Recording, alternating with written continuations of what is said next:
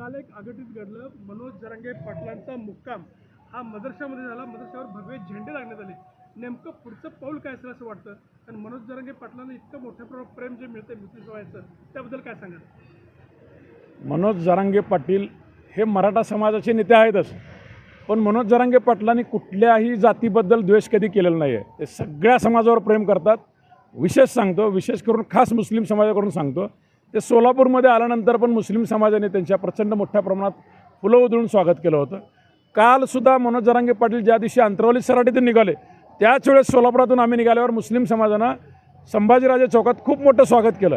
अक्षरशः फुलाच्या पाकळ्या, फुलाचे हार आमच्यावर टाकून त्यांनी स्वागत केलं. आज चौथा दिवस आहे. काल रात्री मुक्कामाला आम्ही यवत सारख्या ठिकाणी होतो.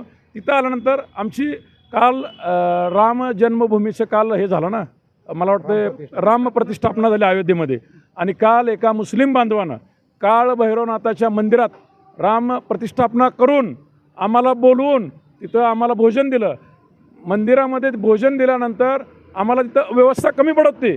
जिल्हा परिषदेची शाळा दिली, त्यानंतर शाळेत पण माणसं कमी पडाली, म्हणून त्यांनी काल मस्जिद उघडली आणि मस्जिदीमध्ये आमचे बांधव काही स्नान करण्यासाठी गेले, स्वच्छ होण्यासाठी गेले.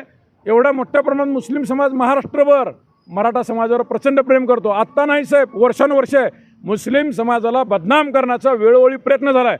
पण मुस्लिम समाज हा खरंच देशप्रेमी समाज आहे. कारण आम्ही आज आरक्षणाचा लढा लढायला निघालो आहे. आमच्याबरोबर पहिल्यांदा कोण असाल, आमच्या मराठा समाजानंतर एक नंबरला मुस्लिम बांधव आमच्यासोबत आहेत. आणि त्या बांधवांचं मी मनापासून कहे दिलसे स्वागत करतो. त्या मुस्लिम बांधवांना यवतमधल्या खास करून समीर सय्यद आणि परिवाराचं खास करून स्वागत करतो.